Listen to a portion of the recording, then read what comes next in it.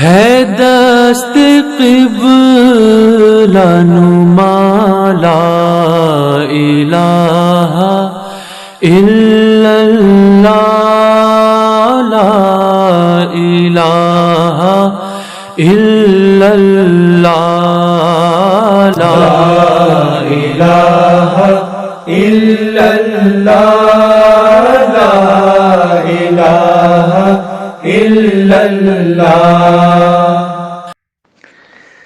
ماشاء اللہ ہمارا عامر صاحب کا نیا سوال ایجاد ہوا ہے، ان کے ہاتھ سے مبارک کو سب سے پہلے مبارکباد پیش کرتا ہوں نیا اعتراض کے لیے۔ لیکن میرے نزدیک یہ اعتراض نیا نہیں ہے بلکہ 1400 سال پہلے بھی ہو چکا ہے۔ انشاءاللہ میں اس کی طرف بعد میں آ جاؤں گا۔ یہ بات اس کی مثال 1400 سال پہلے بھی ملتی ہے۔ بات یہ ہے کہ حضرت مرزا صاحب کو مولوی محمد علی صاحب نے پوچھا تھا کہ فلاں الہام کے بارے میں کیا یہ درست ہے؟ آپ نے یہاں پر کوئی تحریر پیش کی تھی، تو سوال کے ساتھ جواب بھی تو پوسٹ کرنا چاہیے تھا۔ اور پھر جواب میں اگر یہ کہا ہے کہ یہ سراسر بہتان ہے تو ٹھیک ہے، فیصلہ ہو گیا۔ جب جس کی طرف بات منسوب ہے اس نے خود کہا کہ یہ بہتان ہے تو پھر آپ کو شکایت کس کی رہ گئی ہے؟ کیا آپ کے مرشد مولانا کو اتنا بھی نہیں پتا تھا کہ مرزا صاحب سارے الہامات باقاعدہ لکھا کرتے تھے، نشر کرتے تھے؟ وہ کبھی دکھا سکتے ہیں یہ والا الہام انہوں نے کہیں لکھا ہو؟ جب نہیں تھا تو کسی کی باتوں میں آ کر کیوں اس کو بتانے گئے اور کیوں انگریزی حکومت کو جا کر شکایت کر لی؟ اس سے تو دو بات واضح ہوتی ہے۔ اس مولوی محمد حسین بٹالوی کی اس حرکت سے دو باتیں ظاہر ہوتی ہیں۔ پہلی بات یہ ہے کہ آن صلی اللہ علیہ وسلم کا کلام مبارک ہے لیس الخبر کالمعائنہ، سنی ہوئی بات دیکھی ہوئی بات کی طرح نہیں ہوتی۔ اور حضور نے یہ بھی فرمایا صلی اللہ علیہ وسلم کفا بالمرء کذبا ان یحدث بکل ما سمع، کہ سنی ہوئی بات کو ہی پیش کرنا، بولتے جانا ہی بھی جھوٹ ہے۔ تو گویا رسول کریم صلی اللہ علیہ وسلم کی فتویٰ کے تحت محمد حسین بٹالوی جھوٹا ہو گیا ہے۔ دوسرا نقطہ یہ نکلتا ہے اس میں انگریزوں سے محمد حسین بٹالوی کا خاص تعلق تھا، تبھی تو آپ نے جو بلا دلیل شکوہ لے کر کے اس گمان سے شاید ان کی بات وہ مقبول ہوگی۔ اس کے شروع کا حصہ پڑھا تھا عامر صاحب نے، تو یہ اس میں سے پتہ اس میں بھی دونوں افراد جنہوں نے دلیل پیش کی ہے وہ سیرت المہدی کا حوالہ درمیان بعد اختلافات سیرت المہدی ہی حوالہ ہے تو کم سے کم کتاب پوری پڑھ لیتے، مختلف فی امر آپ اس کتاب کو پورے پڑھیں گے تو آپ اور اسی صفحے میں الہام کے الفاظ کا اختلاف کا تفصیلی ذکر موجود ہے۔ میں مجبور ہوں کیونکہ آپ نے سوال کیا اگلے صفحے میں دیکھیں تو اس میں کیا بات لکھی ہوگی آپ پڑھ کے سناؤں۔ اس کے آخر میں یہ لکھا ہے آپ نے جو اس روایت کی مزید تشریح کے لیے دیکھیں 96 حصہ دوم روایت نمبر 314 شروع کا حصہ پڑھا تھا عامر صاحب نے۔ اب اس میں بھی دونوں 314 والی روایت نے یہ الہام کی روایت کی ہے، ان کے درمیان بعد اختلافات تھے، ہفت کا لفظ ہے، ہشت کا لفظ ہے، مختلف فی امر تھا یہ۔ اور اسی صفحے میں الہام کے الفاظ پر اختلاف کا تفصیلی ذکر موجود ہے۔ اور اس کے اگلے صفحے میں دیکھیں، اس روایت کے آخر تک پڑھیں، اس کے آخر میں یہ لکھا ہے کہ اس روایت کی مزید تشریح کے لیے دیکھیں حصہ دوم روایت نمبر 314۔ اب آئیے 314 والی روایت کو پڑھ لیتے ہیں ہم پوری، یہ میں پوسٹ کر دیتا ہوں پھر ہم پڑھ لیتے ہیں۔ روایت نمبر 314، بسم اللہ الرحمن الرحیم۔ پیر سراج الحق نعمانی نے مجھ سے بیان کیا کہ جو سیرت المہدی حصہ اول میں میاں عبداللہ صاحب سنوری کی روایت سے حضرت کا الہام درج ہوا ہے کہ سلطنت برطانیہ تا 7 سال بعد ازاں باشد خلاف و اختلال، اور حاجی عبد المجید صاحب کی روایت درج ہوئی ہے کہ سلطنت برطانیہ تا 8 سال بعد ازاں ایام ضعف و اختلال۔ یہ میرے خیال میں درست نہیں ہے۔ پیر سراج الحق صاحب نعمانی فرما رہے ہیں کہ میرے خیال میں درست نہیں ہے۔ میں نے حضرت صاحب سے یہ الہام اس طرح پر سنا ہے کہ قوت برطانیہ تا 8 سال بعد ازاں ایام ضعف و اختلال، میں نے اس کے متعلق حضرت سے عرض کیا کہ اس میں روحانی اور مذہبی طاقت کا ذکر معلوم ہوتا ہے، یعنی 8 سال کے بعد سلطنت برطانیہ کی مذہبی طاقت یعنی عیسائیت میں ضعف رونما ہو جائے گا اور سچے مذہب یعنی اسلام اور احمدیت کا غلبہ شروع ہو جائے گا۔ حضرت نے فرمایا جو ہوگا وہ ہو رہے گا، ہم پیش از وقت کچھ نہیں کہہ سکتے، خاکسار عرض کرتا ہے، یعنی صاحب تالیف مؤلف خود بتا رہے ہیں کہ خاکسار عرض کرتا ہے کہ میری رائے میں الفاظ الہام کے متعلق پیر صاحب کی روایت درست معلوم ہوتی ہے۔ تو آپ کا اعتراض ختم ہو گیا ہے، ٹھیک ہے، جہاں سے آپ نے اعتراض کیا وہاں اس کے جواب و تفصیل اس کی موجود ہے، اعتراض کی کوئی گنجائش نہیں ہے۔ ہاں اگر آپ یہ پوچھتے ہیں کہ پھر شروع میں دو ان کے ساتھی تھے، صحابی تھے، انہوں نے آ کر ایسی بات کیوں کہی جبکہ تیسرے نے آ کر کہا یہ نہیں ہے، اصل میں یہ الفاظ ہے، تو بھائی یہ اعتراض صحابہ پر پڑتا ہے۔ ایسی ہی کئی باتیں احادیث کی کتاب میں موجود ہیں۔ میں ایک مثال آپ کے سامنے رکھتا ہوں۔ حضرت عمر بن خطاب رضی اللہ عنہ کی وفات سے پہلے، ان کی جب وہ حالت تھی کہ ان قریب وفات ہونے والی تھی، تو حضرت صہیب رضی اللہ عنہ ملنے آئے اور رونے لگ گئے۔ تو حضرت عمر رضی اللہ عنہ نے فرمایا یا صہیب اتبکی علی وقد قال رسول اللہ صلی اللہ علیہ وسلم ان المیت یعذب ببعض بکاء اہلہ علیہ۔ اے صہیب کیا آپ رو رہے ہیں میرے اوپر؟ رسول کریم صلی اللہ علیہ وسلم نے فرمایا ہے کہ جو میت کے اوپر روتا ہے، جو میت کے اوپر اپنے قریبی لوگ جب روتے ہیں تو میت کو عذاب دیا جاتا ہے۔ تو ابن عباس رضی اللہ عنہ نے یہ روایت کی ہے، اس طرح ابن عمر رضی اللہ عنہ کی روایت بھی بخاری میں ہے، یہ دونوں بخاری کی بات کہہ رہا ہوں میں۔ عن ابن عمر عن ابیہ رضی اللہ عنہما عن نبی صلی اللہ علیہ وسلم قال المیت یعذب فی قبرہ بما نیح علیہ، کہ میت اپنے قبر میں عذاب دیا جائے گا اس کے اوپر رونے کی وجہ سے۔ اب آگے دیکھیں، اب بات یہ ہے کہ یہ حدیث کہ میت پر رونے سے عذاب دیا جاتا ہے، یہ والی بات حضرت عمر اللہ عنہ کی وفات کے بعد، یہ اسی حدیث کا حصہ ہے، میں پورا پڑھ کر نہیں سنا رہا، بے شک حدیث پیش کروں گا آپ چاہتے تو، صحیح بخاری کتاب الجنائز کی حدیث ہے۔ جب یہ بات حضرت عمر اللہ عنہ کی وفات کے بعد حضرت عائشہ رضی اللہ عنہ کے سامنے ذکر ہوئی، یہ اس بات کا ذکر ہوا، تو عائشہ رضی اللہ عنہ فرماتی ہے قالت رحم اللہ عمر، اللہ عمر پر رحم فرمائے، ما حدث رسول اللہ صلی اللہ علیہ وسلم ان اللہ لیعذب المؤمن ببکاء اہلہ علیہ، رسول کریم صلی اللہ علیہ وسلم نے ہرگز یہ نہیں فرمایا تھا کہ کسی میت کو اس کے اہل کا اس پر رونے کی وجہ سے عذاب دیا جائے گا، ولیکن رسول اللہ صلی اللہ علیہ وسلم قال، لیکن رسول کریم صلی اللہ علیہ وسلم نے فرمایا تھا ان اللہ لیزید الکافر عذابا ببکاء اہلہ علیہ، کافر کو اللہ تعالی عذاب دے گا وہ اگر اپنے میت پر روتا ہے تو، عام مومنوں کے لیے نہیں ہے یہ۔ وقالت حسبکم القرآن، آپ کم سے قرآن تو پڑھ لیتے، ولا تزر وازرۃ وزر اخری، حدیث کے الفاظ ہیں۔ دیکھیں تو حضرت صہیب کی بات، حضرت ابن عمر کی بات، حضرت عمر رضی اللہ عنہ کی بات، ان سب یہ انہوں نے رسول اللہ صلی اللہ علیہ وسلم کی ایک حدیث کو عمر رضی اللہ عنہ نے جو بیان کیا ہے انہی الفاظ کے ساتھ وہ حدیث درست نہیں تھی، حضرت عائشہ نے اس کی درستی فرمائی حضرت صلی اللہ علیہ وسلم عمر رضی اللہ عنہ کی وفات کے بعد۔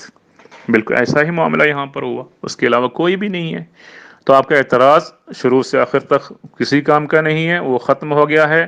اچھا کہ آپ نے بات پیش کی تاکہ یہ باتیں بیان کرنے کا موقع مل گیا ہے۔ صرف ایک اور بات کا بھی مختصر جواب دے کر میں آج کی باتیں ختم کرتا ہوں۔ آپ نے کہا تھا جب میں نے دوران گفتگو مولوی محمد حسین صاحب بٹالوی کی قبر کے بارے میں پوچھا تاکہ بتائیں اور آئندہ جاتے یہ ہو تو میں بھی جا کر تو دیکھ لوں، تو آپ پھر وفات کی باتوں پر آئی، ان کی وفات کیسے ہوئی، کئی اور باتوں کی طرف آئے۔ صاف بول لیتے ہیں قبر نہیں ہے تو خام ختم، تو لمبی چوڑی بات کی کوئی ضرورت نہیں تھی۔ دیکھیں میں 12 سال قادیان میں رہا، بٹالہ میں چلتا پھرتا رہا، کبھی بھی ایک بار بھی محمد حسین بٹالوی کا نام نہیں سنا، قبر تو بات کی بات، نام نہیں سنا، جبکہ قادیان کے عام لوگوں کا تذکرہ وہاں بٹالہ میں ہوتا رہا، جس کے لیے میں خود گواہ ہوں، مجھے کسی دلیل کی ضرورت نہیں ہے، جو میں کہتا ہوں اللہ شاہد ہے اس پر۔ دیکھیں وفات کے وقت اگر محمد حسین بٹالوی کی وفات کے وقت سورہ فجر کی جو آخری آیات ان پر دوبارہ نازل ہوئی تھی تو اس کو میرے پاس کی کوئی دلیل نہیں ہے، اور آپ کے پاس ہوتا پیش کریں کہ انہوں نے یہ بات کسی کو بتائی ہے تو کہاں سے سنا، کس نے بتائی، یہ آپ کے پاس دلیل ہونی چاہیے۔ اس کے مقابل میں آپ کو ایک ویڈیو یہاں پوسٹ کر کے دیتا ہوں ابھی، یہ محمد حسین بٹالوی کے نواسے کی بات ہے، وہ کیا بتا رہے ہیں۔ تو ویڈیو پر پورا سننے کی ضرورت نہیں، میں نیچے لکھ دوں گا کون سے منٹ سے دیکھنا، اس میں لکھا ہوگا، اتنے منٹ کی یا سیکنڈ کی باتیں سن لیں تاکہ زیادہ وقت ضائع نہ ہو، اس سے پتہ لگ جائے گا کہ محمد حسین بٹالوی کی کیا حقیقت رہی، کیونکہ آپ نے ہی فرمایا کہ ان کے گھر کی جو روایت ہوتی ہے وہ بڑے مدلل ہوتی ہے، تبھی تو آپ نے سیرت المہدی کی اتنی دیر تک سارے حوالے سیرت المہدی سے پیش کیا، اس لیے کہ اس کے مؤلف حضرت بانی جماعت احمدیہ کے فرزند ہیں۔ تو دیکھیں محمد حسین بٹالوی کے نواز سے کیا کہتے ہیں، میں آپ کو یہاں پوسٹ کرتا ہوں۔ مناظرے کے دوران جو ویڈیو پیش کی گئی اس کا دورانیہ 17 منٹس 58 سیکنڈز ہے۔ میں صرف ضروری حصہ یہاں پر لگا رہا ہوں۔ تشریف رکھے اور خود ان کے منہ سے ان کا تعارف سنیں۔ السلام علیکم ورحمۃ اللہ۔ جیسا کہ بتایا گیا ہے، میرا نام شیخ سعید احمد ہے اور مولوی محمد حسین بٹالوی میرے نانا ہیں۔ میری والدہ کا نام امتا رؤف ہے۔ ہم جڑا والا میں رہائش پذیر تھے کیونکہ مولانا محمد حسین بٹالوی صاحب کو چک نمبر 123 گاہ بے جڑا والا میں 10 مربع زمین الاٹ ہوئی تھی، تو میرے والد صاحب سیالکوٹ سے ہجرت کر کے جڑا والا چلے گئے۔ میں گواہی دیتا ہوں کہ جس خاندان میں میں نے جنم لیا اس خاندان میں بالکل دینداری کا کوئی نام و نشان نہیں تھا۔ مجھے خود سمجھ نہیں آتی تھی کہ میں احمدیت کی طرف کیوں مائل ہو گیا ہوں، جبکہ میرے اندر کوئی ایسی خوبی نہیں۔ مجھے اللہ تعالیٰ نے کھینچ کر اس طرف لے کے آیا۔ بعد میں مجھے یہ پتہ چلا کہ مولوی محمد حسین بٹالوی سے میرا کوئی تعلق ہے، وہ میرے نانا ہیں۔ پھر میں نے یہ جستجو کی کہ میں پتہ کروں کیا حالات رہے ہیں۔ پھر جو انہوں نے فرمایا این بین درست ہے، صرف میں تھوڑی سی ایڈیشن کرنا چاہتا ہوں، وہ یہ ہے کہ جو لڑکوں کا حال ہوا اب ان کے پوتے کا کیا حال ہوا۔ ایک سلسلہ چلا ہے تباہی کا۔ میرے بڑے بھائی کرنل تھے آرمی میں 1958 میں، وہ کراچی میں سب مارشل ایڈمنسٹریٹر تھے، تو ان کو اطلاع ملی کہ ایک کوٹھی کے اندر منشیات کا کام ہوتا ہے۔ وہ ریڈ پارٹی تشکیل دی گئی۔ جب وہاں کوٹھی کا محاصرہ کیا گیا، سب سے پہلا جو شخص نکلا کوٹھی سے باہر وہ احمد حسین صاحب کسر مولوی محمد حسین کا لڑکا تھا۔ وہ بدماشی کے لحاظ سے اس کا نام سعید ٹنڈا تھا۔ اس نے نیچے کر لی، پکڑا گیا، سزا ہوئی۔ ان کا دوسرا پوتا چور تھا، وہ 22 چوریوں میں گرفتار ہوا۔ ایک پوتا تھا وہ جرمنی میں آ گیا۔ اس طرح ان کے خاندان کی بالکل صفاسی سے مٹ گیا۔ اب ان کا حال یہ ہے کہ 2 پوتے زندہ ہیں، ایک کا نام فاروق ہے، ایک کا نام اویس ہے۔ فاروق جو ایڈکٹڈ ہے، ہیروئن پیتا ہے، 3 سال قبل مجھے لاہور میں ملا تھا، اور اس کا جو چھوٹا بھائی ہے وہ نہ مرد ہے نہ عورت، جیسا کہ فرمایا گیا ہے۔ دیکھیں محمد حسین بٹالوی کی تو آپ اتنی بڑی تعریف کر رہے تھے، تو کہاں ہے ان کی قبر؟ آپ کہہ رہے ہیں بزرگان کی ہر ایک قبر تو نہیں ہوا کرتی، ان کی یادیں ہوتی ہیں، تو یادیں کہاں ہیں؟ وہ بھی نہیں ہے۔ اگر محمد حسین بٹالوی کا نام ہے تو صرف حضرت مرزا صاحب کی کتابوں کے حوالے سے۔ دیکھیں قادیان بٹالہ سے غالباً 11 میل کے فاصلے پر ہے، وہاں حضرت مرزا صاحب کی قبر ہے جن کی وفات محمد حسین بٹالوی سے پہلے ہو چکی ہے۔ اور بٹالہ میں کون سی ایسی آفت آئی ہے، یا زلزلہ آیا یا طوفان آیا جو قادیان اس کا زیر اثر نہ آیا ہو، اور بٹالہ کی قبر ختم ہو گئی اور قادیان کی قبر زندہ رہی؟ اس کی دلیل آپ پیش کریں۔ پھر کہاں گئے ان کے مرید جن کو حکم تھا اللہ تعالیٰ کی طرف سے اذکروا امواتکم بالخیر، اپنے موتا کو، جو وہ فوت شدہ لوگوں کو بہتر طریقے یاد کرو، تو ان کی یادگار تو چھوڑنا چاہیے تھا۔ بالی ایک آخری بات محمد حسین بٹالوی کے بارے میں ذکر کرنا ضروری ہے کہ آپ نے محمد حسین بٹالوی کی ایک شاندار خدمت کا ذکر کیا ہے ان کے مرید ہونے کی حیثیت سے، کہ انہوں نے سارے ہندوستان میں پھر کر علماء سے مل کر کفر کا فتویٰ تیار کرایا حضرت مرزا صاحب کے خلاف۔ یہ بڑا اچھا کام انہوں نے کیا 1891 میں۔ محمد حسین بٹالوی نے جو کام کیا ہے اس کے بعد کوئی نظیر نہیں ملتی، لیکن اس سے پہلے اس کی نظیر ملتی ہے ہمیں۔ محمد حسین بٹالوی نے جو کام کیا 1891 میں، جس کا آپ نے ذکر کیا ہے، وہ عظیم الشان کام، اس کی نظیر تاریخ اسلام میں ملتی ہے 26 صفر سن 14 نبوی میں۔ تمام مشائخ دار الندوہ قریش مکہ میں جمع ہو گئے اور فتویٰ تیار کیا کیا تھا وہ؟ اس میں کون کون تھے؟ بنی عبد الشمس، عتبہ، شیبہ، ابو سفیان، بنی نوفل سے طعیمہ، جبیر، حارث، بنی عبد الدار سے نضر بن حارث، بنی اسد سے ابو البختری، زمع بن اسود بن مخزول جو ابو جہل ہے، دوسرے کئی خاندان سے امیہ بن خلف وغیرہ، یہ سب جمع ہو گئے، اور ان کے پاس ایک شیخ تھا، شیخ نجدی کہتے ہیں، وہ ان کے مرشد تھا وہ۔ یہ سارے مشائخ مل کر ایک انسان کے خلاف فتویٰ تیار کیا۔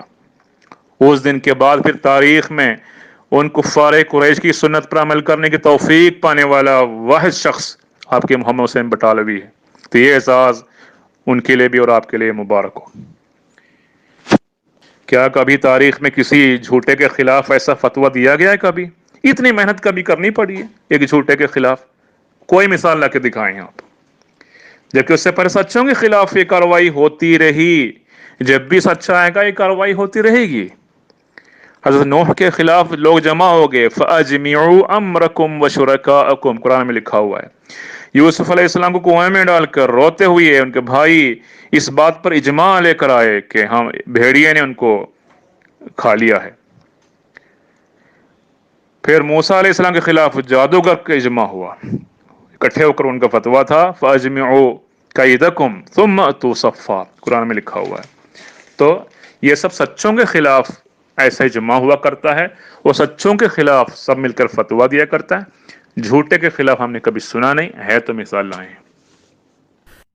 یہاں پر مناظرے کے صدر ڈاکٹر مجاہد صاحب شمس الدین صاحب کو مخاطب کر کے اس تحریر کے بارے میں کہتے ہیں کہ اس کی بھی وضاحت فرما دیں، جس کے جواب میں شمس الدین صاحب کہتے ہیں کہ خاکسار نے جیسا کہ واضح کیا ہے کہ سلطنت انگریز کی تباہی پر مشتمل الہام یا اشتہار کہیں شائع نہیں ہوا، اور نہ ہی بالکل ان الفاظ پر مشتمل کوئی الہام ہوا تھا، مجرد ایک روایت کا تذکرہ ہوا تھا بعض اصحاب کی زبانی، جس کی اصلیت مؤلف کتاب نفسہ نے ہی اسی کتاب میں واضح کر دی ہے۔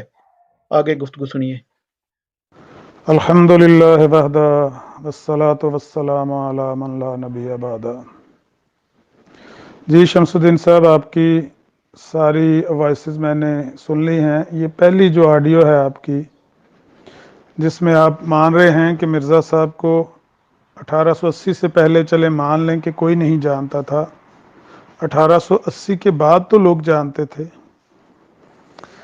تو شمس الدین صاحب، آپ نے جو قرآن کی آیت پیش کی فَقَدْ لَبِثْتُ فِيكُمْ عُمَرًا مِّن قَبْلِهِ أَفَلَا تَعْقِلُونَ، یہ آیت آپ نے 1880 سے لے کر 1882 تک کے لیے پیش کی، یعنی 2 سالوں کے لیے۔ مرزا صاحب کا یہی چیلنج تھا، کیونکہ مامور من اللہ ہونے کا الہام مرزا صاحب کا 1882 کا ہے نا۔ آپ نے مجھے کہا بھی تھا ابتدا میں کہ 82 سے لے لو یا 91 سے لے لو، میں نے 82 سے لے لیا تھا کہ اس سے پیچھے تو نہ آپ جائیں، 91 سے لیتا تو آپ کہتے نہیں 82 کا مامور من اللہ کا الہام ہے۔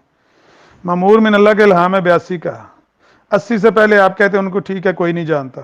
تو 2 سال کے لیے مرزا صاحب نے اپنی زندگی پیش کی تھی، انشاءاللہ یہ بھی ہاتھ میں نہیں رہیں گے 2 سال، آگے آگے دیکھیے ہوتا ہے کیا۔ ایک بات جو میں اس گروپ میں اب شاید دوسری یا تیسری بار دہرانے لگا ہوں کہ ہمارے درمیان جو گفتگو کا موضوع ہے وہ مرزا صاحب کی ذات ہے، کہ مرزا صاحب مامور من اللہ ہو سکتے ہیں یا نہیں ہو سکتے۔ اس طرح کی شخصیت مرزا صاحب جیسی مامور من اللہ کہلا سکتی ہے، اس عہدے پر فائز ہو سکتی ہے یا نہیں۔ اس کے لیے شمس الدین صاحب نے خود ایک معیار پیش کرنے کی کوشش کی، ہم اس معیار کے مطابق بھی ان کو پرکھ رہے ہیں، لیکن جس سینس میں ہم مرزا صاحب کو جھوٹا کہتے ہیں یا مانتے ہیں، اس سینس میں بھی مرزا صاحب کے حوالہ جات پیش کر رہے ہیں۔ لہٰذا یہ ابہام نہیں پیدا ہونا چاہیے کہ ہم صرف مرزا صاحب کی دعویٰ سے پہلے کی زندگی کو پرکھیں گے، بعد والی زندگی ان کو 7 خون معاف ہیں۔ اس طرح کا ہمارے درمیان کوئی معاہدہ نہیں طے ہوا۔ جی شمس صاحب، آج کی نشست میں نے آپ کے سامنے 2-3 سوال رکھنے ہیں۔ ایک سوال تو یہ ہے جو میں اس آڈیو میں رکھنے لگا ہوں کہ اگر آپ لوگوں کے عقیدے، دھرم، سوسائٹی، کلچر، روایات، معمولات زندگی کے مطابق کوئی شخص اپنے بیٹے کی بیوی، اپنی بہو کو یہ دھمکی دے کہ تمہارے والدین نے یہ کام نہ کیا تو میں تمہیں اپنے بیٹے کے ہاتھوں طلاق دلوا دوں گا، یا اپنے سمدھی کو یہ خط لکھے کہ اگر تم لوگوں نے یہ کام نہ کیا تو میں تمہاری بیٹی کو اپنے بیٹے کے ہاتھوں طلاق دلوا دوں گا۔ ایسے شخص کو آپ کے معاشرے میں، آپ کے کلچر میں، آپ کے عقیدے میں، آپ کے دھرم میں، آپ کی زندگی کے معمولات میں کیا کہا جاتا ہے؟ وہ بلیک میلر کہلاتا ہے یا اس کو اجازت ہوتی ہے اس طرح کی حرکت کرنے کی؟ جنرل سوال ہے، مرزا صاحب کا اس میں ذکر نہیں ہے، جنرل سوال ہے۔ اسی طرح سے اگر کوئی بندہ، اگر کوئی مولوی کہہ لیں، چلیں میرے ایک بھائی کہتے ہیں یہ سوال کریں، اگر کوئی مولوی مسجد کے نام پر چندہ اکٹھا کرے، لوگ اس کو چندہ دیں، وہ اس چندے کو اپنی ذاتی ضروریات میں استعمال کرے، اس کو خیانت کہتے ہیں یا نہیں؟ یہ دو باتوں کا جواب آپ دیجئے گا۔ یہ خاص اس آڈیو میں اس کو ٹیگ کر کے آپ نے جواب دینا۔ شمس صاحب یہ آپ کے لیے سوال چھوڑے میں نے۔ اور پھر جواب میں اگر یہ کہا ہے کہ سراسر بہتان ہے تو ٹھیک ہے، فیصلہ ہو گیا۔ جب جس کی طرف بات منسوب ہے اس نے خود کہا کہ یہ بہتان ہے، تو پھر آپ کو شکایت کس کی رہ گئی ہے؟ کیا آپ کے مرشد مولانا کو اتنا بھی نہیں پتا تھا کہ مرزا صاحب سارے الہامات باقاعدہ لکھا کرتے تھے، نشر کرتے تھے؟ وہ کبھی دکھا سکتے ہیں یہ والا الہام انہوں نے کہیں لکھا ہو؟ جی شمس صاحب، سوال کا جواب تو آپ کے سامنے دیا ہے۔ مرزا صاحب نے جو جواب دیا تھا کہ یہ بہتان ہے، آپ کہتے بات ختم ہوگی، بہتان ہے تو بات ختم ہوگی۔ مرزا صاحب نے کہہ دیا بہتان ہے تو بہتان ہے۔ الہام مرزا صاحب کا سامنے پڑا ہوا ہے، جو ان کا بیٹا ثبوت دے رہا ہے کہ ہاں میرے ابا جی کا الہام تھا، ابا جی کہتے ہیں بہتان ہے۔ اب کیا کرنا ہے؟ یہ لوگوں کو آپ کیا بتا رہے ہیں؟ یہ جو لوگ سن رہے ہیں اس گروپ میں، ان کو آپ دلیل کیا دے رہے ہیں؟ ایک سوال تو یہ ہے۔ دوسرا سوال یہ ہے شمس صاحب کہ مرزا صاحب نے یہ الہام اپنی ساری زندگی کیوں نہیں چھاپا، کیوں نہیں شائع کیا؟ وجہ کیا تھی؟ یہ وہ الہام ہے جس کو مرزا صاحب قرآن کی طرح اس پر ایمان لائے تھے، پتہ ہے آپ کو؟ مرزا صاحب کہتے تھے جو کلام میرے پر نازل ہوا ہے اس پر میں ایسے ہی ایمان لایا ہوں جیسے قرآن پر، تورات پر، انجیل پر، زبور پر۔ کہیں تو میں حوالہ پیش کر دیتا ہوں۔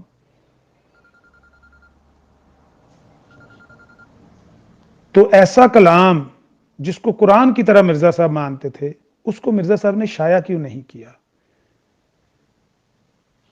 محمد عربی صلی اللہ علیہ وسلم کو تو کہا گیا تھا یا ایھا الرسول بلغ ما انزل الیک من ربک وَإِن لَّمْ تَفْعَلْ فَمَا بَلَّغْتَ رِسَالَتَهُ، جو کچھ آپ پر نازل کیا گیا ہے پیارے رسول،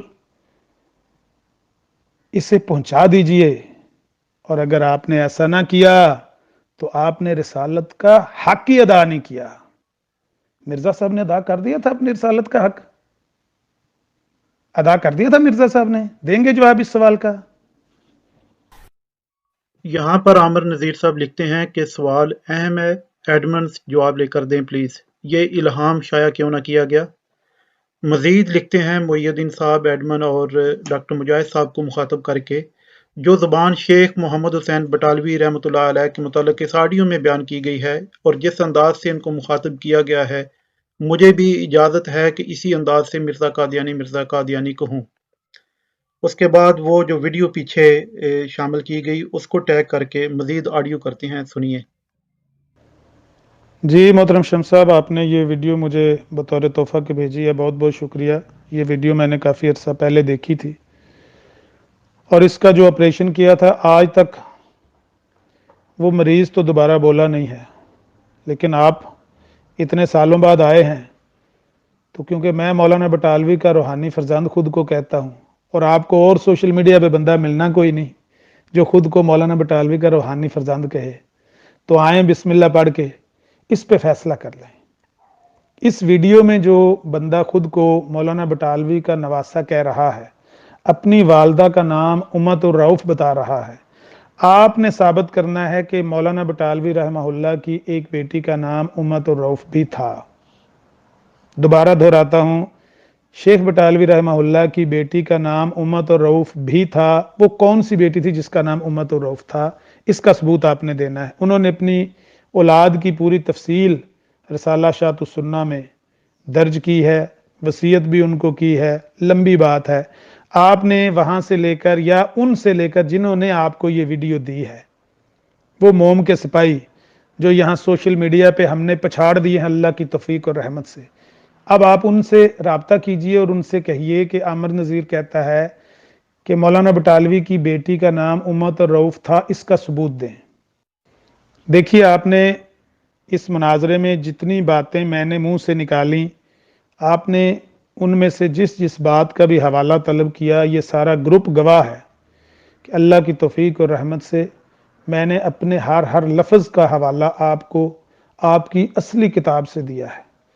آپ نے مجھ سے پوچھا کہ سیالکوٹ میں مرزا صاحب چہرہ چھپا کے پھرتے تھے، حوالہ دو، ثبوت دو۔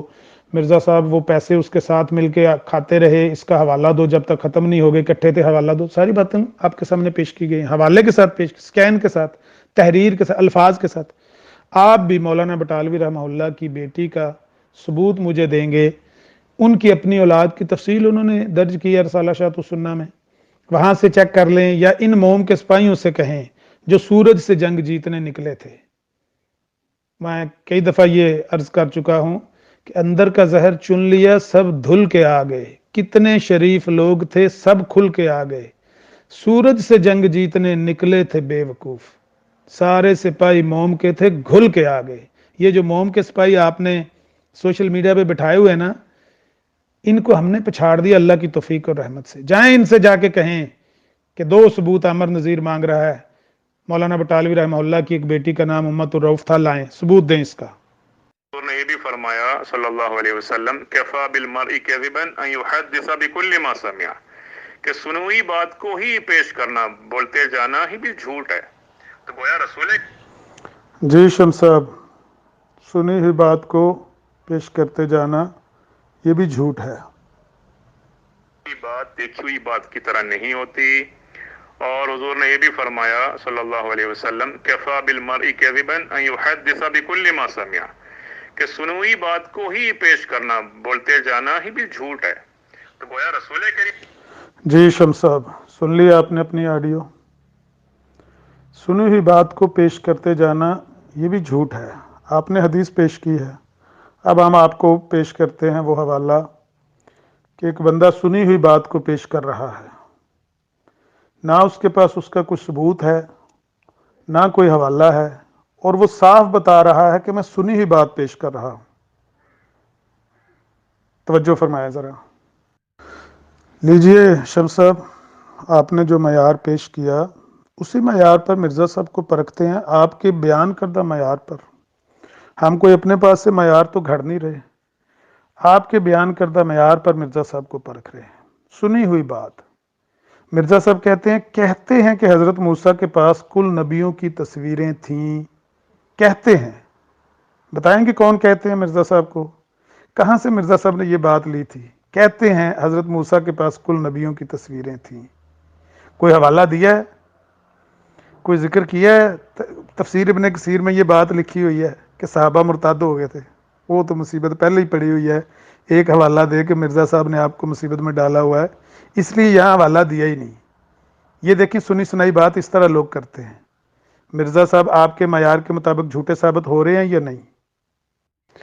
جی شمس صاحب، آج کا یہ، کیونکہ ہر روز میں چاہتا ہوں کہ ایک سوال آپ کے سامنے یا ایک مرزا صاحب کا جھوٹ آپ کے سامنے رکھا جائے، آپ کے سامنے رکھیں گے تو جو سننے والے ہیں وہ فیصلہ کر لیں گے کہ جس بندے نے اتنے جھوٹ بولے ہیں اس کو سچا کیسے مانا جائے۔ 27 دسمبر 1906 کا البدر اخبار کھولیں گے تو اس میں لکھا ہوا ہے کہ جتنے لوگ مباہلے کے لیے سامنے آئے وہ سب کے سب ہلاک ہو گئے۔ مرزا صاحب نے کتنے لوگوں سے مباہلہ کیا، اس کا آپ نے جواب دینا ہے، ورنہ اس بات سے مرزا صاحب جھوٹے ثابت ہونے لگے ہیں۔ پہلے تو میں نے ان کو جھوٹا ثابت کیا اللہ کی توفیق سے کئی حوالوں سے، اب اس کا حوالہ آپ نے پہلے اس کا جواب دینا ہے کہ مرزا صاحب نے کتنے لوگوں سے زندگی میں مباہلہ کیا تھا، اور کن لوگوں کے بارے میں وہ کہہ رہے ہیں کہ جتنے لوگ مباہلے کے لیے مباہلے والے سامنے آئے وہ سب کے سب ہلاک ہو گئے۔ کیا مراد ہے ان کی؟ کون کون سے بندے کے ساتھ مرزا صاحب کا مباہلہ ہوا تھا؟ اس کا جواب دیجئے، پھر میں آپ کو بتاتا ہوں کہ مرزا صاحب نے اس میں بھی کتنا بڑا جھوٹ بولا ہے۔ بسم اللہ الرحمن الرحیم۔ अस्सलातु वस्सलामु अला ख़ातमिन नबिय्यीन अल्लज़ी ला नबिय्य बअदह, अम्मा बाद। मेरा एक अहम मंतिकी सवाल था, उसका हमारे आमिर साहब ने जवाब नहीं दिया। सवाल ये था कि मौलवी मोहम्मद हुसैन साहब बटालवी जो कुफ्र के फतवे तैयार करने और दस्तखत कराने के लिए तकरीबन पूरे मुल्क में फिरते रहे और बहुत मेहनत की, तो क्या उनके पास इतनी अक्ल नहीं थी कि खुदा ताला का पेश करदा मियार अफला ताक़िलून, यानी पूरी आयत फ़क़द लबिस्तु फ़ीकुम उमरन मिन क़ब्लिही अफला ताक़िलून पर अमल करते? उन्होंने कोई अमल नहीं किया। कम से कम कुछ अक्ल इस्तेमाल करते, कम अज़ कम तज़किरतु शहादतैन में मज़कूरा चैलेंज सुनकर ही थोड़ा होश संभालते। निकलते सियालकोट, पूछते जाते, कचहरी में जाते वहां पर, और फिरते उन गलियों में जहां मिर्ज़ा साहब रहा करते थे। सिर्फ एक दो दिन की काविश थी, पर उन्होंने कोई ऐसी कोशिश नहीं की पूरी जिंदगी। चलो इमामुद्दीन से मिलते, अहमद बेग से मिलते, निज़ामुद्दीन से मिलते, पर कुछ नहीं किया। इससे बढ़कर और क्या दलील चाहिए नाज़रीन आपके लिए? फ़क़द लबिस्तु फ़ीकुम उमरन मिन क़ब्लिही वाली दलील के ताबिअ तज़किरतु शहादतैन वाला चैलेंज कबूल करने के लिए कोई इंसान तैयार नहीं हुआ। आमिर साहब की जो दूसरी वॉइस क्लिप है उस पर मुलाहजा करें आप। हमारे आमिर साहब के पास दलील नहीं है, इसलिए वो मेरे इस जुमले को कि अगर कोई ना भी जानता हो, यानी अगर वाली बात को तिनका बनाकर सहारा ले रहे हैं, और फ़क़द लबिस्तु फ़ीकुम उमरन को सिर्फ 2 साल तक महदूद करने की कोशिश करके कर क्या रहे हैं? वो अपने रूहानी बाप की नाफरमानी कर रहे हैं, क्योंकि ये बात दुरुस्त नहीं है कि मौलवी मोहम्मद हुसैन साहब बटालवी हज़रत मिर्ज़ा साहब को नहीं जानते थे। मैंने कहा था मोहम्मद हुसैन साहब बटालवी जानते थे, और अगर ना भी जानते वो जुमला मुतरिज़ा था। तब मेरी बात छोड़ दें आप अपने रूहानी बाप की खुद उनकी लिखी हुई तहरीर पढ़ें। अभी पोस्ट करता हूँ, पढ़ के देता हूँ। ये देखें आप, इशाअत सुन्ना का जो असल पेज मैंने पोस्ट किया है, बटालवी साहब क्या फरमाते हैं देखें। मुअल्लिफ बराहीन अहमदिया के हालात और ख़यालात से जिस कदर हम वाकिफ़ हैं, हमारे मुआसरीन से ऐसे वाकिफ़ कम निकलेंगे। मुअल्लिफ साहिब हमारे हम वतन हैं, बल्कि अवाइल उम्र के जब हम कुतबी और शरामुल्ला पढ़ते थे, हमारे हम मकतब, उस ज़माने से आज तक हमें उनमें ख़त व किताबत व मुलाक़ात व मुरासलात बराबर जारी रही है। दोबारा सुने, उस ज़माने से यानी जब हम पढ़ा करते थे, उस ज़माने से आज तक हमें उनमें ख़त व किताबत व मुलाक़ात व मुरासलात बराबर जारी रही है।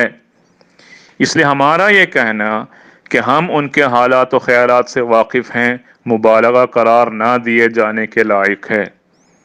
देखें आमिर साहब यहाँ पर कैमरा फिक्स करें और देखें, कैमरा की आंखों ने देखा कि बटालवी साहब उस वक्त से लेकर लगातार हज़रत मिर्ज़ा साहब के साथ थे। नहीं तो आप साबित करें। तीसरी जो बात या तीसरे वॉइस में जो आमिर साहब आपने जो सवाल किया है कि कोई शख्स अपने बेटे की बहू को या अपने बहू को, जो बेटे की बीवी को धमकी देकर तलाक दिलवाता है, क्या ये दुरुस्त है? तो यह है कि अगर हज़रत मिर्ज़ा साहब के हवाले से अगर आप सवाल कर रहे हैं तो हवाला पहले हासिल करें, फिर इंशाअल्लाह पूरा पढ़ के मैं जवाब दूंगा। हाँ, जबकि आपने मेरे ख्याल में एक उमूमी सवाल कह के ये सवाल किया है, 2 सवालात किए हैं आपने। उमूमी सवाल मुझसे आप ये कर रहे हैं कि कोई इंसान ऐसा कर सकता है, तो जवाब सुनिए कि अगर ईमान और इस्लाम की हिफाजत के लिए जान कुर्बान करना फ़र्ज है, तो बहू को तलाक दिलाना क्यों मानी है?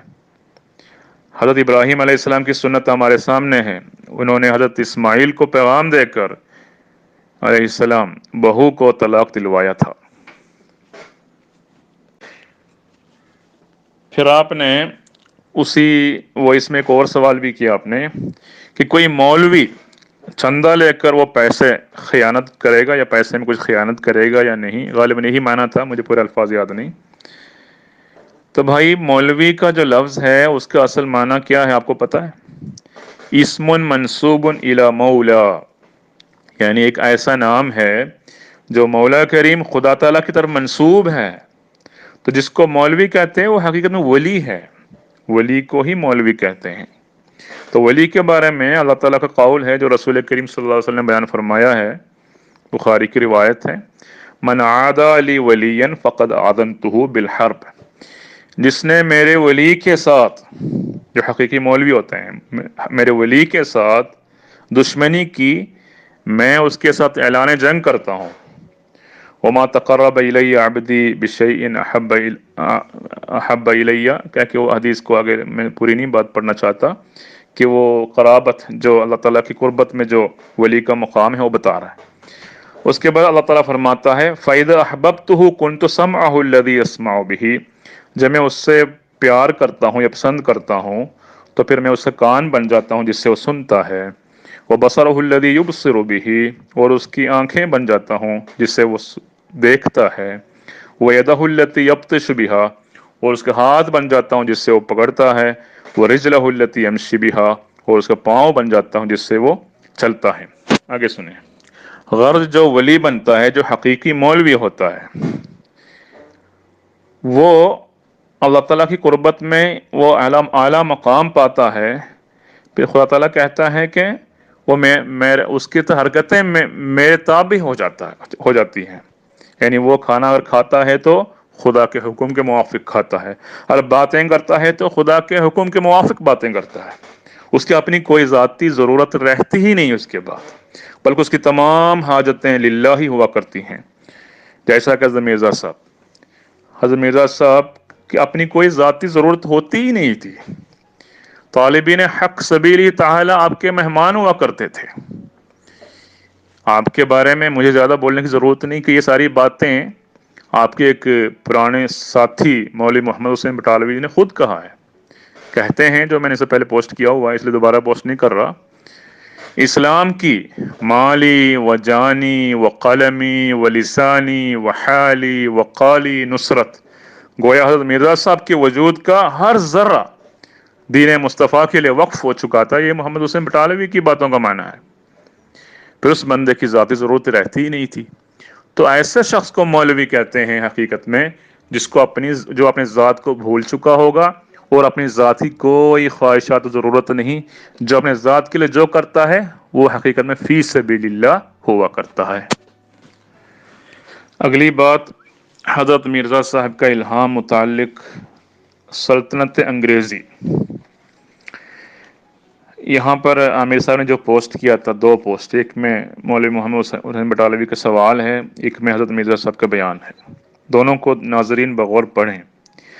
مولوی محمد حسین صاحب بٹالوی کا سوال تھا کہ کیا آپ نے گورنمنٹ برطانیہ کی نسبت کوئی پیشگوئی 8 سالہ میعاد کی ہے یا نہیں، جیسا کہ پوسٹ میں ہے۔ تو پہلی بات یہ ہے، یہاں پر پیشگوئی کی بات ہو رہی ہے، یہاں پر الہام کی بات نہیں ہو رہی ہے۔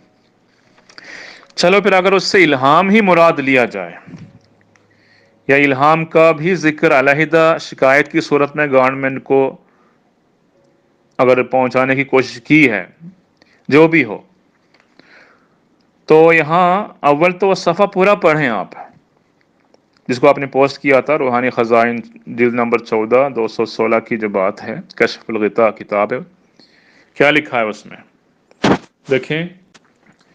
اس میں لکھا ہے کہ گویا میں نے کوئی الہام اس مضمون کا شائع کیا ہے کہ گورنمنٹ عالیہ کی سلطنت 8 سال کے عرصے میں تباہ ہو جائے گی۔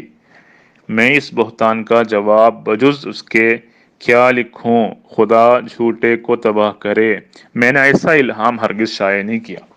یہاں شائع کرنے والی بات ہے الہام کو، اور محمد حسین بٹالوی نے کہیں پہ شائع ہو کوئی بات دیکھی تک نہیں ہے وہاں پہ۔ تو سوال میں ایک بات ہو رہی ہے، جواب میں کوئی اور بات ہو رہی ہے، اور اس کو ملا رہے ہیں۔ ہر بات ایک بھی مان لیں تب بھی یہاں پر جس بات کو नस्से मौजू समझ कर मोहम्मद हुसैन बटालवी ने शिकायत की है, वो हकीकत में वो उसी तरह के अल्फाज उसमें नहीं है। तो आपके दो सवाल हैं यहाँ पर, एक, क्या वाकई ऐसा कोई इल्हाम था? तो उसका जवाब मैंने दिया था कि सीरतुल महदी की दोनों रिवायतों के हवाले से कि इल्हाम ज़रूर हुआ था, मगर हस्ब रिवायात उसके अल्फाज में कुछ इख्तिलाफ था और बाद में असल इबारात की गवाही मिली, और इस इबारत के मुताबिक मोहम्मद हुसैन बटालवी का जो पेश करदा जो अल्फाज थे, कोई इल्हाम उन अल्फाज पर मबनी नहीं था। इसमें कोई ऐसा मसला नहीं बन रहा। फिर दूसरा आपका सवाल उसमें यह बन रहा है कि फिर वो इल्हाम शाया क्यों नहीं हुआ, उसकी शायद क्यों नहीं हुई?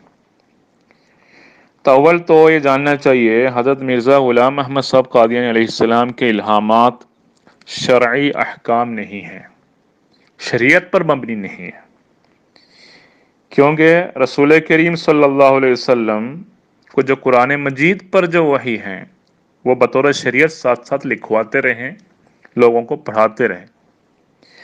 लेकिन उसके अलावा भी रसूल करीम सल्लल्लाहु अलैहि वसल्लम के अहादीस कुदसिया हैं, आप जानते हैं, तो उसकी इशाअत कब हुई थी? और दूसरी बात यह है कि हज़रत मिर्ज़ा साहब के इल्हामात आप खुद किसी कॉपी में लिखा करते थे और बाज़ दफ़ा लिख चुके होते थे और बाज़ ज़रूरी इशाअत के काम की वजह से हस्बे ज़रूरत अपने काम को मुक़द्दम करते थे। तो कभी वक्त पर शाया होता था, इल्हामात शाया होते थे, कभी नहीं होते थे। और यहाँ ये भी तारीख़ में ये बात लिखी है कि बाज़ दफ़ा इल्हाम की कॉपी कहीं रह गई हैं और लंबा अरसे तक उसकी इशाअत नहीं हुई। तो इस बार इस तरह की एक रिवायत मैं आपको यहाँ पर पेश करता हूँ। ये हज़रत मिर्ज़ा साहब के फ़र्जंद जलील हमारे खलीफतुल मसीह सानी हज़रत मिर्ज़ा बशीरुद्दीन महमूद अहमद रज़ियल्लाहु अन्हु का बयान है, जो तज़किरा के दीबाचे में मज़कूर है, वो मैं यहाँ पोस्ट करता हूँ। इसको पढ़ें, क्या फरमाते हैं। हज़रत मुस्लिम मौद रज़ियल्लाहु अन्हु सन 1938 में एक खुतबा जुमे में फरमाते हैं, कल इत्तिफाकन मैं बाद शहादतों के मुतालिक पुराने कागजात देख रहा था कि कागजात की पड़ताल करते हुए हज़रत मसीह मऊद अलैहिस्सलाम के बाज़ इल्हामात की कॉपी आपके हाथ की लिखी हुई मुझे मिल गई। इसमें 1894 के इल्हामात दर्ज हैं। जहाँ तक मैं समझता हूँ ये इल्हामात छपे हुए नहीं, और चूँकि ये तमाम कॉपी हज़रत मसीह मऊद अलैहिस्सलाम के अपने हाथ की लिखी हुई है, इसलिए सवाल पैदा नहीं हो सकता कि बाद में बना ली गई। हज़रत मसीह मऊद अलैहिस्सलाम के ख़त को पहचानने वाले सैकड़ों दोस्त अब भी मौजूद है और वो गवाही दे सकते हैं कि ये तमाम कॉपी हज़रत मसीह मऊद अलैहिस्सलाम के अपने हाथ की लिखी हुई है। देखें, इससे तकरीबन 5 महीने की 17 अगस्त 1894 से लेकर 21 दिसंबर 1894 तक के इल्हामात उस कॉपी में दर्ज थी, जो पहले कभी शाया नहीं हुआ। तो इस तरह बाज़ दफ़ा इल्हामात साथ साथ शाया नहीं कर पाए, बाज़ मजबूरी, बाज़ असबाब के। तो ये एक वाहिद इल्हाम तो नहीं है कि जो कभी शाया न किया हो ताकि उस पर एतराज़ हो। ये जो आपका सवाल है, मुकरम शेख सईद अहमद साहब ने अपने आप को मौलवी मोहम्मद हुसैन साहब बटालवी के नवासा कहते हुए जो खिताब कर रहे हैं, इस हवाले से आप बता रहे हैं कि अमतुर रऊफ़ नाम की बेटी गालिबन मोहम्मद हुसैन बटालवी को नहीं थी। ये बंदा मादला झूठ बोल रहा है, ये आपका एतराज़ है। पहली बात यह है कि एक शख्स शेख सईद अहमद उनका नाम है, 30,000 लोगों के मजमा में, वो भी बटाला से 11 मील के फासले में अल-ऐलान ये बात कर रहा है कि वो मोहम्मद हुसैन साहब बटालवी के नवासे हैं। तो मेरे लिए तो बहुत बड़ी दलील है, क्योंकि मंतिकी बात है कि आजकल अगर कोई इंसान, कोई शख्स अकेले में या चंद लोगों के साथ कोई सोशल मीडिया पर कुछ लिख लेता या कुछ बोल देता तो उसमें शक की गुंजाइश है, पर यहाँ पर एक बड़ा मजमा है, इतने लोग हैं और उसी जगह पर, और वहाँ पर सारे के सारे अहमदी नहीं थे, बहुत से गैर अहमदी भी मौजूद थे। तो ऐसे मजलिस में कोई ऐसा जिक्र करें اور اس وقت سے لے کر اب تک کوئی اس کا انکار نہ کرے، کوئی اعتراض نہ پیش کرے، تو میرے لیے یہ بہت بڑی منطقی دلیل ہے۔ اب رہی بات کہ ان کا ان کی بیان کردہ بات کہ امت الرؤوف ان کی والدہ کا نام ہے، تو کیا یہ محمد حسین بٹالوی کی بیٹی تھی یا نہیں؟ آپ کو کیسے پتہ لگ گیا کہ امت الرؤوف نام کی بیٹی نہیں تھی محمد حسین بٹالوی کو؟ اس کی دلیل تو آپ کو حاضر کرنا چاہیے، کیوں یہاں ایک دوست بتا رہا ہے کہ میری والدہ کا نام امت الرؤوف ہے اور وہ محمد حسین صاحب بٹالوی کی بیٹی ہیں، تو نہیں تو پھر آپ کو دلیل پیش کرنا چاہیے۔ آپ نے ایک دلیل کے رنگ میں ایک بات تو بتائی ہے کہ اشاعت السنہ میں اس بار ذکر ہے بچوں کے نام، تو اشاعت السنہ میں میں نے دیکھا 1902 کے پرچہ نمبر اول میں محمد حسین صاحب بٹالوی نے اپنی وصیت نامہ شائع کیا تھا، اور اس وصیت نامے پر ان کی اپنی اولاد سمیت رشتہ داروں نے اعتراض بھی کیا تھا۔ دیکھیں ان کی اولاد کی حالت اس وقت سے، ان کی زندگی میں اپنے باپ کی وصیت کو دل سے قبول نہیں کر پائے۔ بہرحال انہوں نے وہ وصیت کو پھر دوبارہ اسی وصیت کو غالباً دوبارہ اسی سال کے جو اشاعت السنہ کے جو پرچہ نمبر 9 ہے اس میں شائع کیا، اور اس پرچے میں اپنے بچوں کا ذکر آ رہا ہے، یہ بات درست ہے۔ تو بہرحال شیخ سعید صاحب نے اپنی والدہ کا نام امت الرؤف بتایا ہے، اگر امت الرؤف نام کی بیٹی نہیں تھی تو پھر آپ کی بات درست ہوتی ہے، لیکن وہ جو اشاعت السنہ کا جو پرچہ ہے اس کو پڑھ کر کبھی اس نتیجے پر نہیں پہنچ سکتا کوئی انسان کہ ان کی کوئی بیٹی امت الرؤف نام کی نہیں تھی۔ دلیل آگے بتا رہا ہوں۔ پہلی بات یہ ہے کہ اس وصیت نامہ مذکورہ میں جو اشاعت السنہ سے میں نے لیا ہے اس کو جب اچھی طرح پڑھیں، وہاں لڑکوں کے نام درج ہے، لڑکوں کے نام درج ہے، لڑکیوں کے نام درج نہیں ہے۔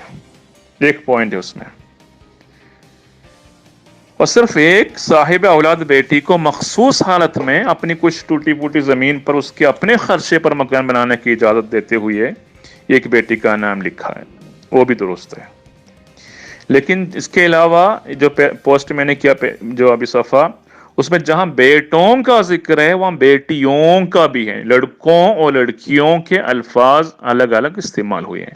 276 والا صفحہ جو میں نے پوسٹ کیا ہے وہ پڑھ کے دیکھیں، اس میں کیا لکھا ہے۔ لکھا ہے کہ خرچ کی تفسیر و تشریح میں اپنی اور اپنی اولاد کے موجودہ حالت اور طرز گزران کے اندازہ اور نظر سے ایک مفصل تحریر کروں گا۔ مثلا لڑکوں کو سالانہ خرچ خوراک و پوشاک اس قدر ہے، اور لڑکیوں کو اس قدر ہے، اور بیویوں کو تو دونوں بیویاں تھیں ان کی، اور لڑکوں کی کئی لڑکے تھے، اور لڑکیوں لکھنے کی وجہ سے کئی لڑکیاں بھی ہونی ضروری ہے، علی ھذا القیاس۔ پھر دیکھیں 277 والا صفحہ، اگلے صفحے میں جو پوسٹ میں نے کیا اس کے آخری جملے سے پڑھیں، اور اگلے صفحے کی شروعات میں تقسیم کر رہے ہیں اپنے ترکے کو، جو وصیت کر رہے ہیں کہ فلاں یعنی دیوان خانے میں والدہ حافظ عبد الشکور، ابو اسحاق و عبد الباسط وغیرہم کا لفظ کا کیا معنی ہے؟ اور باقی لوگ، وغیرہم تو لڑکوں، صرف لڑکوں کے نام لکھ کر ایک بیوی کی اولاد کو چند لڑکوں کے نام لکھ کر الگ کر دیا کہ ایک بیوی جو حافظ عبد الشکور، ابو اسحاق و عبد الواسط وغیرہم کی والدہ ہے، ان کے لیے یہ گھر فلاں کر۔ اور آگے کیا لکھا ہے کہ عبد السلام، والدہ عبد السلام، عبد الرشید، محمد اطہر، احمد حسین و عبد النور وغیرہم، یعنی یہ دوسرے گروپ کا ذکر کیا ہے، تو دونوں میں لڑکیوں کا نام نہیں لکھا، جبکہ وغیرہم کے لفظ میں باقی چھوٹے بچے بچیاں سب شامل ہوں گے۔ تو یہاں پر بھی صاف واضح ہے کہ سارے بچوں لڑکیوں کے نام یہاں پر نہیں ذکر ہوا اس وصیت میں، وغیرہم کر کے ان کو چھوڑا ہے، سو دو بیویوں سے ہونے والے بچوں کو الگ الگ کر کے تخصیص کی، اتنی سی بات ہے۔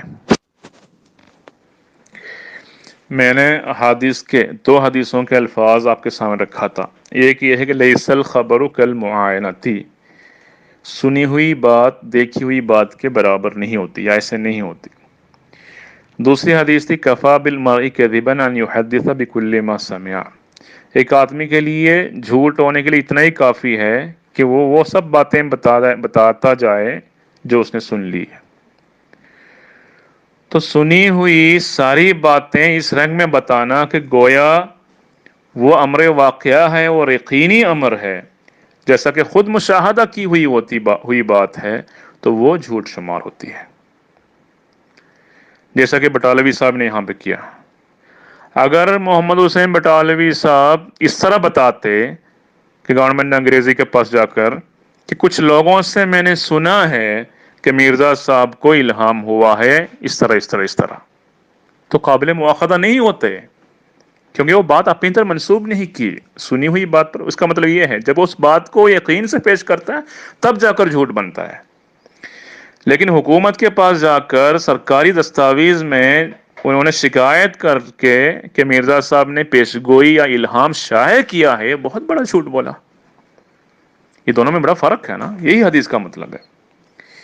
یہاں مرزا صاحب نے یہ نہیں کہا کہ کل نبیوں کی تصویر ہے، بلکہ آپ نے فرمایا کہ کہتے ہیں، پوری بات کو یقین سے پیش نہیں کیا، کہتے ہیں کہہ کے بات کو چھوڑا ہے آپ نے، وہ یقینی امر نہیں ہے آپ کی باتوں سے۔ اب کیا کسی نے کہا بھی ہے؟ یہ اگلا سوال ہے۔ آپ پوچھ رہے تھے واقعی کسی نے اس بارے میں بتایا ہے کہ انبیاء کی تصویر کے بارے میں کہیں لکھا ہے کیا؟ ابن کثیر نے لکھا ہے، جیسے ابن کثیر کے حوالہ پہلے انہوں نے ایک جھوٹ حوالہ پیش کیا، یہ کہا کہ دوبارہ آپ ابن کثیر والی بات مجھے یاد دہانی کرائی ہے، تو میں پھر آپ کو یاد کراؤں گا، پھر وہ باتیں اس کی دلیل لے کے آئیں، آپ جو میں نے بات کی اور غلط ہو تو ثابت کریں۔ تو میں آپ کو جواب دیتا ہوں، تفسیر ابن کثیر میں انبیاء کی صورت کا واقعہ بھی بیان ہوا ہے، اسی طرح بیان ہوا ہے جس طرح اس میں بعض مسلمانوں کے مرتد ہونے کا حوالہ موجود ہے، ٹھیک ہے؟ اب آپ دیکھیں تفسیر ابن کثیر میں جائیں، سورۃ الاعراف کی تفسیر کھولیں اور آیت الذین یتبعون الرسول النبی الامی الذی یجدونہ مکتوبا عندہم فی التوراۃ والانجیل کی تفسیر پوری طرح پڑھیں تو اس میں ایک لمبی سی روایت ملے گی، اس میں سارے انبیاء کی تصویر پانے ہرقل کے بارے میں وہ اس میں ذکر ہے، پوری بات اس میں ہے۔ وہ بات مزید تفصیل سے آپ بخاری کی تاریخ والی کتاب میں پڑھیں، اس میں بھی ہے اور بے شمار کتابوں میں ہے۔ تو کہتے ہیں انہی کی طرح انہی لوگوں کی طرح منسوب کر کے آپ نے فرمایا کہتے ہیں، تو کوئی جھوٹ بات کوئی غلط بات نہیں بتائی۔ باقی آپ کے جو نیا سوال ہے میں اب نہیں لے رہا، کیونکہ نئے کی طرف اس وقت جاتے ہیں جب پرانی بات حل کر کے جائیں، ٹھیک ہے؟ تو پرانی بات آپ حل کر کے اتنی بات جو ہوئی ہیں اس کو آپ توڑ کے دکھائیں، اس کے خلاف دلیلیں لائیں، جواب الجواب لائیں، اس پر تنقیدی بحث کریں، پھر ایک نتیجے پر پہنچنے کے بعد پھر نئی بات کی طرف جائیں گے۔ اس روز نئی بات کر کے آپ نے ایک نئی بات پیش کی ہے تو درست نہیں ہے، اس سے مناظرہ نہیں ہوتا۔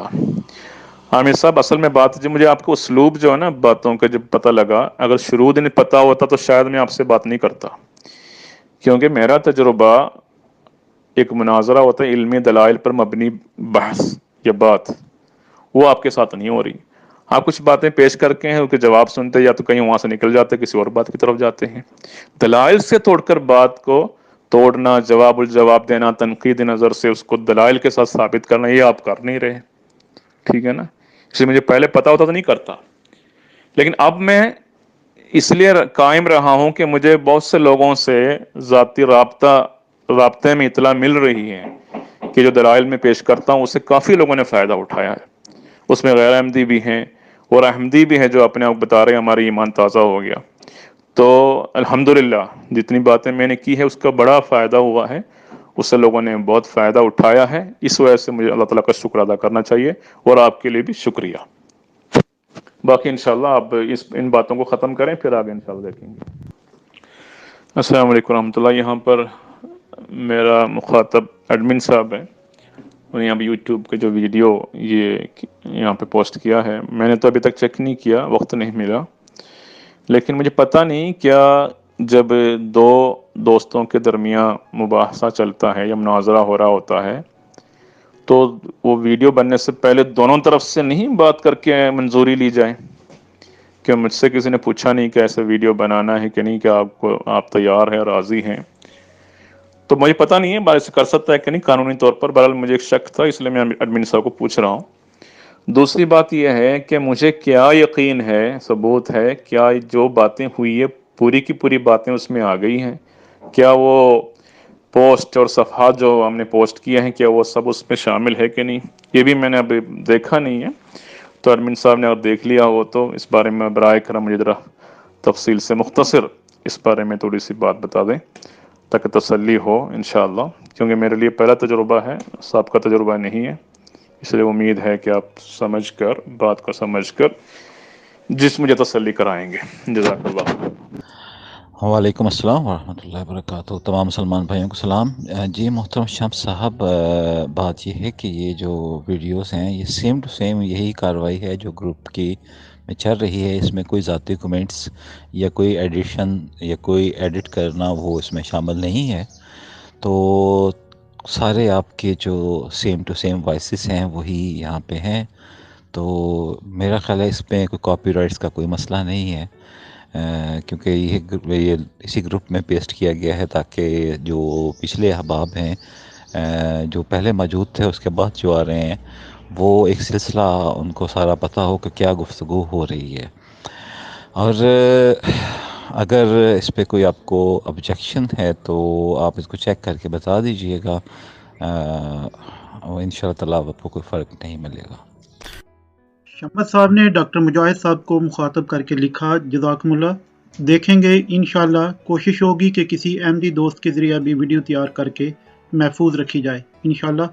اور ڈاکٹر صاحب نے جواب دیا، جی ضرور۔